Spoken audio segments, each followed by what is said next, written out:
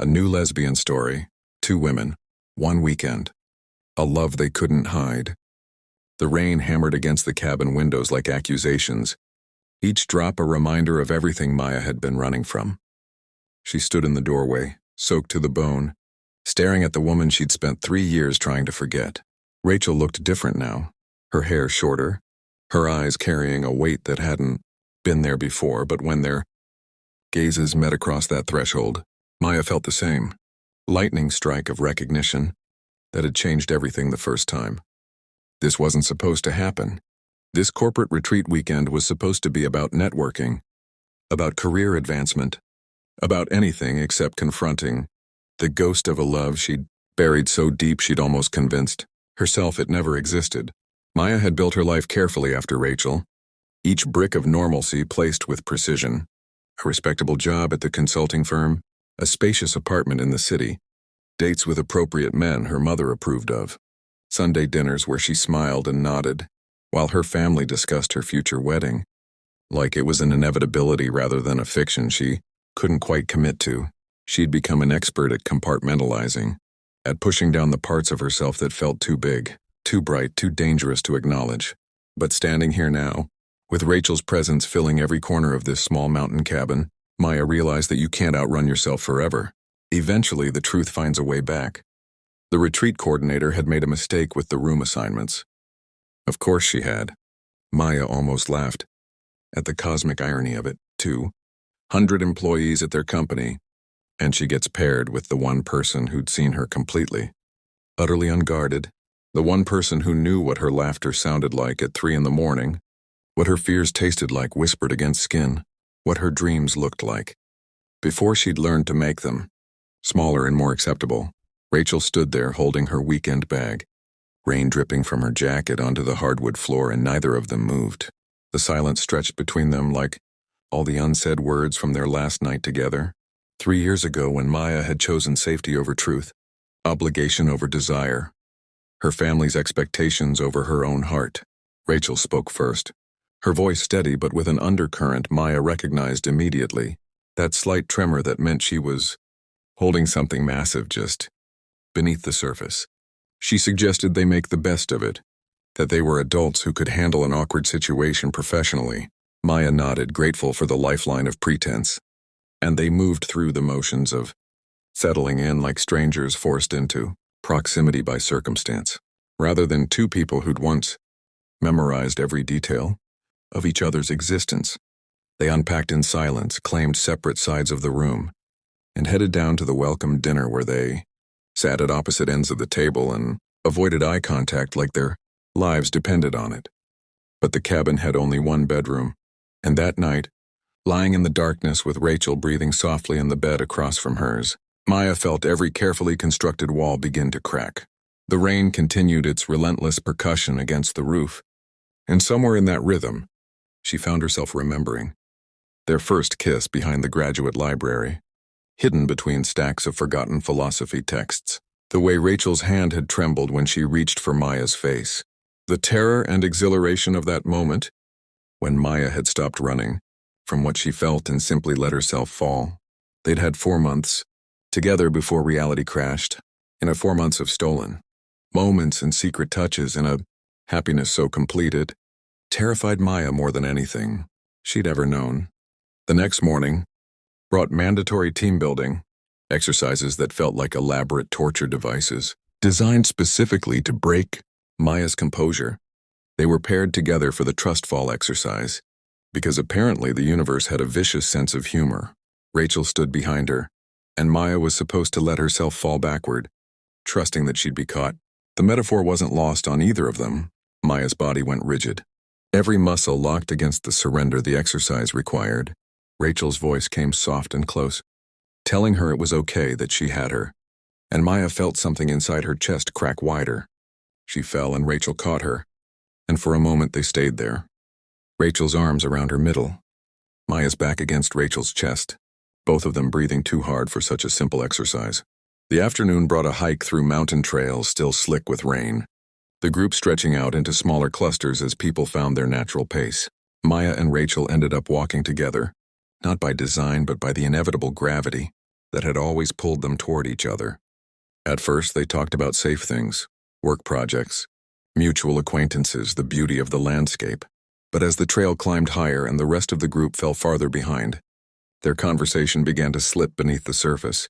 Rachel asked how Maya had really been, and the genuine concern in her voice made Maya's carefully maintained facade start to crumble. She found herself admitting things she'd never said aloud, how exhausted she was from pretending, how hollow her life felt despite checking all the right boxes, how sometimes she looked in the mirror and didn't recognize the woman staring back. Rachel stopped walking then, turning to face Maya on that narrow mountain path with the valley spreading out below them like an invitation to fly. She asked the question Maya had been avoiding for 3 years. Why did you leave? And Maya, standing there with nowhere left to run, finally told the truth. She'd been scared. Terrified, actually. Not of loving Rachel. That had been the easiest, most natural thing she'd ever done. But of what that love meant, what it would cost her, what she'd have to give up or fight for or explain to everyone she'd ever known. Her family had plans for her life, expectations woven so tightly into her identity that Maya couldn't imagine pulling at those threads without unraveling completely. So she'd walked away from Rachel, thinking she could walk away from herself, from what she wanted, from who she actually was beneath all those carefully met expectations.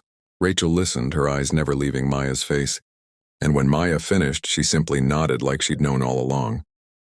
Then she did something unexpected. She took Maya's hand. Not romantically, not as a plea or persuasion, but as an anchor, a reminder that Maya wasn't alone in this. Rachel told her own story then about the year after Maya left. How she'd almost quit her job, how she'd moved to the West Coast thinking distance would help, how she'd tried dating other women but felt like she was searching for something she'd already found and lost. Rachel had gone through her own reckoning with fear, with authenticity, with the exhausting work of living honestly in a world that often rewarded conformity. She'd come out to her family 6 months ago. And yes, it had been hard, and yes, some relationships had fractured, but she could breathe now in a way she never could before. They talked for hours on that mountain, the rest of the retreat group long gone back to the cabin. They talked about sexuality and identity, and the particular loneliness of hiding essential parts of yourself. They talked about family and expectations, and the weight of disappointing people you love. They talked about fear and courage and how sometimes the bravest thing you can do is simply choose yourself, choose honesty, choose the life that feels true even when it's terrifying. And somewhere in that conversation, with the sun beginning to set and painting the sky in shades of gold and rose, Maya felt something shift inside her. Not a sudden transformation, but a quiet recognition that she'd been living half a life, that she'd traded her authentic self for approval, and that she was so tired of being afraid. That evening, back at the cabin after they'd hiked down in the gathering darkness, they sat together on the small porch watching the stars emerge. The rest of the retreat participants had gathered for a bonfire down by the lake. But Maya and Rachel had stayed here, in this quiet space where truth felt possible. Rachel didn't push or pressure, didn't ask Maya for anything except her company. But sitting there in the soft night air, their shoulders touching, Maya realized that some loves don't fade just because you walk away from them.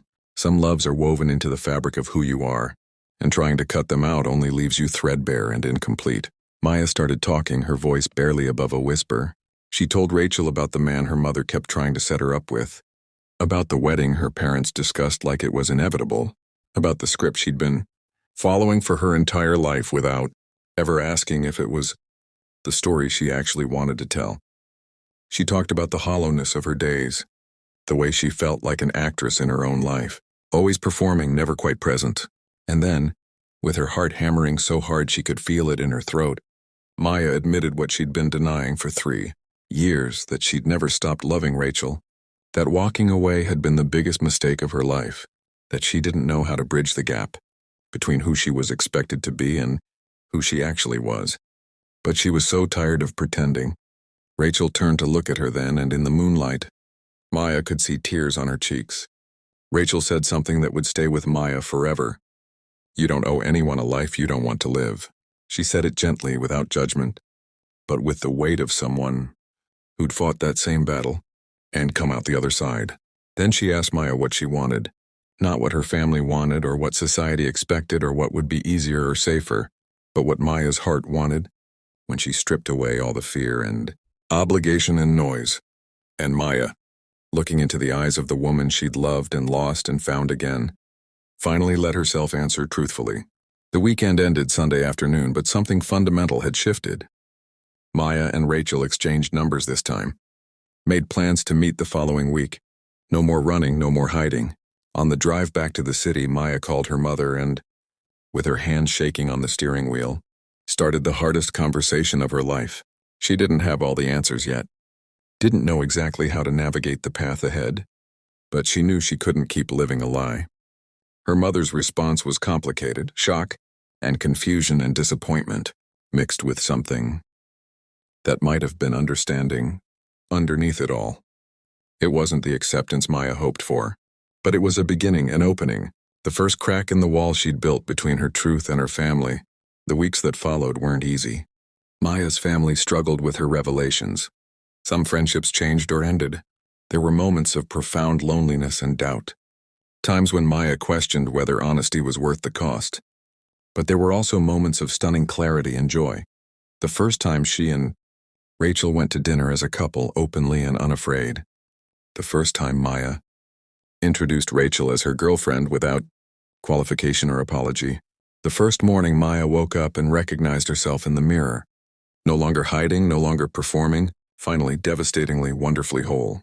If this story touched something in you, if Maya and Rachel's journey resonated with your own struggles to live authentically or love openly, please take a moment to share this video. Leave a like or simply let us know you were here. These stories matter because your truth matters. Because love in all its forms deserves to be celebrated. And because every time someone chooses courage over fear, they make it a little easier for the rest of us to do the same. 6 months after that rainy weekend in the mountains, Maya and Rachel moved in together. Maya's relationship with her family remained complex, still healing, but slowly improving as they all learned to navigate this new reality. Rachel got a promotion at work. Maya started therapy to work through years of internalized shame and fear. They adopted a rescue dog who slept between them and made them laugh with his ridiculous antics. They built a life together, piece by piece, moment by moment, choosing each other every single day. The cabin where they'd reconnected became their anniversary destination, a place they returned to each year to remember and celebrate. On their second visit, hiking that same mountain trail, Rachel stopped at the exact spot where they'd first held hands, again, and pulled a small velvet box from her jacket pocket. Maya said yes before Rachel could even form the question, and they stood there, crying and laughing and holding each other, while the valley stretched out below them, vast and beautiful and full of possibility. If you've made it this far in Maya and Rachel's story, if you believe in love that persists despite obstacles, in the courage it takes to live truthfully, and in second chances that can change everything, please leave a comment below sharing just one word that describes how this story made you feel. Their wedding was small, held in a garden under string lights with only the people who'd stood by them through the hard parts in attendance. Maya wore a dress that made her feel like herself. Rachel cried through her vows. Maya's mother came, which felt like its own kind of miracle, its own kind of beginning. And when they kissed as the officiant pronounced them married, Maya felt what she'd been searching for her entire life, the profound peace of being exactly who she was, loving exactly who she loved, no longer hiding, no longer afraid, finally completely impossibly free. Some love stories aren't about finding each other for the first time, but about finding your way back when you're finally brave enough to choose yourself, to choose honesty, to choose the love you couldn't hide no matter how hard you tried.